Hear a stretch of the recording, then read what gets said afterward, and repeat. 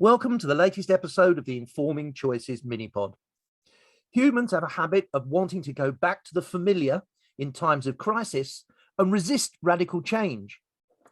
But while resistance to change may be a natural response through the function of our limbic system, the current crisis is a wake-up call for society to reconsider existing norms, societal systems and lifestyles, and explore how we might build a better future. Joana Lenkova is a strategist, futurist, author of the interactive foresight book, Choose Your Own Future, and a contributor to the Fast Future book, Aftershocks and Opportunities 2, Navigating the Next Horizon. Joana, welcome back to the podcast. Remind us a little bit about you and your work. Hi, Steve. Thank you very much for having me again. I was looking forward to this podcast. As you said, I'm a futurist and strategist. I run my own consultancy called Futures Forward. I'm also a strategic foresight director at the Lego Group at Creative Play Lab, which is the innovation department. But I'm here in my personal capacity, so all opinions are my own. I have had the opportunity to participate as one of the 37 international authors in this book, and I'm really looking forward to actually reading all the rest of the chapters. Well, I don't think it would be a spoiler to say there's some absolutely brilliantly different perspectives throughout the book. So it's a great book. It really is. But what we're going to do is we're going to focus on your chapter in the book, and you lay out three really wonderfully provocative scenarios: a brand new world, my own personal world, and a hot new world. What are the key characteristics of each of those scenarios? So at the time of writing this chapter, I think there were still many unknowns. Would the vaccines work? Would they be approved? Which countries will collaborate? What will happen to the economy? Globalization? Would we have the capacity and focus to implement actions mitigating global warming risks now that we have something more imminent? And all of this was unknown. And to some extent, even today, there is plenty that is still uncertain. So I wanted to explore three possible futures that could emerge based on key decision points at this volatile and uncertain time with a different direction of travel. In my chapter, I look at these three different worlds that could emerge. I'm going to start with a hot new world. And it emerged because instead of opening up channels of communication, we built higher walls and we divided our world. So we didn't choose collaboration, and we know from statistics and experience that when there is collaboration, innovation is a lot more likely to be better and faster. And the economies of the more collaborative countries also bounce back quicker after crisis. So willingly or not, willingly or out of necessity, choosing a path that focuses on domestic issues and not looking outwards for inspiration or support, in this world provided for an environment in which the effects of the pandemic are long-lasting. They're across all areas of our lives. And I also thought that the funding that would go into this research perhaps has drained other areas of the government, and the economy was hit hard. The gap between the haves and have-nots is growing. And to mitigate the risks, borders are closed. So to mitigate the risk from transmission, we've shut our borders down. Of course, this brings issues with global trade. Local production is more expensive, of course. And meanwhile, as we're focused on battling this problem, climate change is accelerating and becoming more prominent. So this provides for a shift in resource availability, and the drought and flooding or severe weather in general, in combination with the rest of these factors, creates a wave of illegal immigration. And of course, that in itself brings other problems. So this is just scratching the surface. And of course, the readers themselves can then think about all the first and second degree implications and how this world may impact their businesses, their lives. So I started with this one, but this is definitely not my favorite world. However, we can see how some examples of it already exist around the world. And one of the things that immediately popped into my mind, I said in the introduction how humans kind of naturally resist change. So at the very point where we felt under threat from the pandemic, we almost as a society did the natural thing, kind of batten down the hatches. Whereas the brave thing to do, perhaps, was the thing that was the most difficult, which was actually to be more open and more collaborative. So there's an interesting dynamic at play there, isn't there? Definitely. And I think that's our natural response. But the more educated we are about the possibilities of the future and the fact that we should be proactive in shaping it, the more we are able to act in a slightly different way that long term is more beneficial to us. But for sure, it's our natural response. I think my whole chapter is about choices and exactly challenging that premise. So if we move to the next one, I think it's a more positive, and some may even call it a utopian even, but if we were smarter in how we use our knowledge and resources, perhaps we can have a brand new world, which is sustainable, it's prosperous, there is global collaboration, people live in harmony with technology and nature, and companies are more sustainable and work in the best interest of all stakeholders. So we have found ways in which tech could be our friend and helps us to be more efficient. So the dystopian prophecy didn't come true. We have not been overtaken by machines. And the resources that were invested in health research and development and shared knowledge and collaboration internationally led to the development of a universal respiratory virus vaccine. So in this scenario, not only countries collaborated, but also public and private sectors collaborated as well. So we used the knowledge and shared it to improve and tackle a common issue. And also, what's good about this world is that we didn't leave the burning problems. We didn't let them overtake us. So we found ways to improve our impact and environmental footprint. We experimented, and we just found ways to, together in collaboration, find innovation that tackles the big world issues.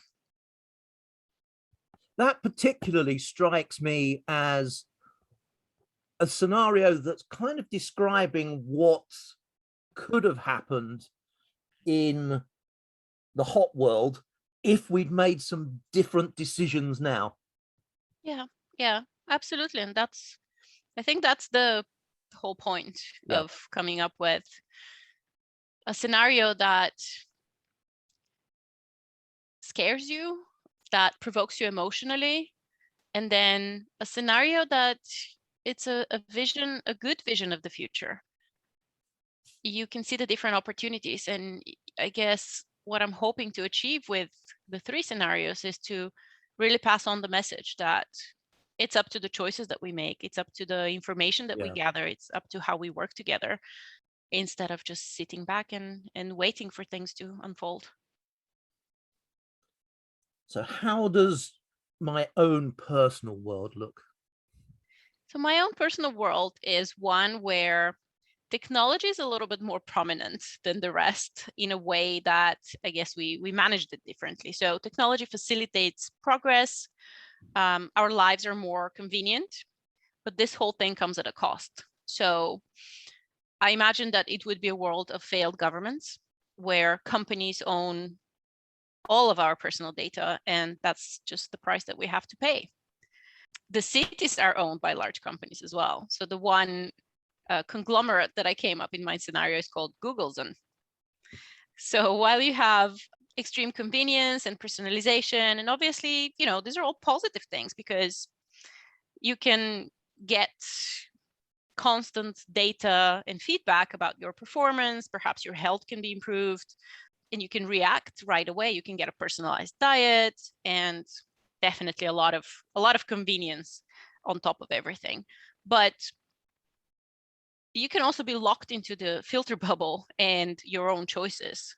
And I think behaviors and attitudes can be manipulated in easier if someone owns all of your data, of course. So you have some freedom to select how much you share in that world, how much personal data you share, but that reflects on your personal social credit score. And that in turn has implication on the access and benefits that you have. So I guess all of these three are thought starters. What I always find fascinating about what I think of as good scenarios is the plausibility that underpins them, but plausibility in a way that extends your imagination to think about what I might do were this to come into play. And I think you've really captured that through these three scenarios. And the other thing that I often think is that good science fiction is often also based on good foresight. And as you were talking about the corporation kind of controlling our data, perhaps running our public services, running our cities, there are some really good examples in science fiction that tends to be very dystopian, that shows exactly what that future might be like. So I'll let our listeners work out which films I might be talking about there. So how might we use the insight that we gain from scenarios like yours, especially in terms of the thinking that we need to do now to make the right decisions for the future? What's the kind of process? How do we use the thinking that you've helped us do with these scenarios? So as you mentioned earlier, in these times of great uncertainty and shock of the unexpected, our initial instinctive response is to stick to what we know, even though it was, it has huge downsides. So we don't like change in general, even more so when it's so abrupt. But I wanted to use this opportunity to challenge the reader to take a look at it from a different perspective. So flip things around and see our volatile reality as a unique opportunity to build something new and something better. And the underlying message of my whole chapter is about choices. The short scenarios are just there to present in an engaging, storytelling way what these choices could lead to. So they're really scratching the surface, but they are based on, different trends that I collided from different categories: social, economic, science, technological, and so on. So I'm hoping that these scenarios will spark the curiosity as to what could be the consequences of our decisions today. And I'm hoping the message is clear that while it is natural to fight, flight, or freeze when this abrupt change happens in our lives, because that's our natural response, we should really reflect on this disruption that the pandemic provided and approach it as an opportunity. So instead of wanting to go back to a normal, which wasn't great to begin with, let's use this as a chance to improve and to innovate and to stimulate those players who are here for the long-term benefit of people and planet. And I guess lastly, I do hope that the scenarios in the book overall inspire actions, particular actions. So because it's easier to delegate responsibility to your government or another entity, but at the end of the day, the world tomorrow will be the sum of the consequences of the choices we all individually take today. So my main objective is to pass this message on. But more practically, of course, there are different tools that futurists use to inform strategy and to inform innovation. Yeah. And of course, they can be used in the beginning of the funnel as an inspiration, but they can also be used once we already have certain strategies to sense check, to see whether these strategies are resilient and relevant. So there is a more practical aspect to it, and particular methodologies and tools that can help. I love that phrase, that the sum of the consequences. I thought that was really lovely. And one of the things that I've been reflecting on as you've been talking there is how what we might learn from our experience around COVID, particularly as it relates to the way that we've invested, both in terms of discovering the vaccines, but also the social investment to carry people through when they were unable to work, through some of the examples in some aspects around collaboration, then COVID can provide really helpful and vital lessons when we start to think about the really big disruptor that's on the horizon, and perhaps closer than the horizon, and that's climate change, isn't it? And one of the really big benefits of scenarios and scenario thinking is, I think, helping people who engage with it to get used to thinking in new ways. I absolutely agree with you. Absolutely agree. One thing I was reflecting on when you were speaking, though, was we have to also be careful not to take the lessons too literally. So when something like this happens, we are trying to find a framework, a way to approach it, but we can get locked in that particular example and that particular thinking. So I really like what you say. It's about the approach, it's about the thinking, it's about expecting the unexpected, and it's about really running these exercises, which sometimes to people who are not necessarily very familiar with foresight, they can seem a bit more creative than practical. But we need to run these examples and these kind of tests of what the future may look like so that we are better prepared and our systems are more agile and better prepared to respond to something that perhaps we didn't see coming. I think those two critical words there are a lovely place to end the podcast, which is they're about preparedness and agility. And those are things we're going to have to get very good at going into the future. Joana, thank you so much for your insight and to sharing some of the context behind your scenarios. How can people get hold of you, see more of your work and learn more about what you do? Steve, it's always a pleasure to speak to you. Anyone who's interested in my work, in my thinking, can feel free to contact me on social media. I am on LinkedIn as Joana Lenkova, or they can visit my website, which is futures-forward.com. Joana, once again, thank you so much for your time today. And thank you everyone for listening.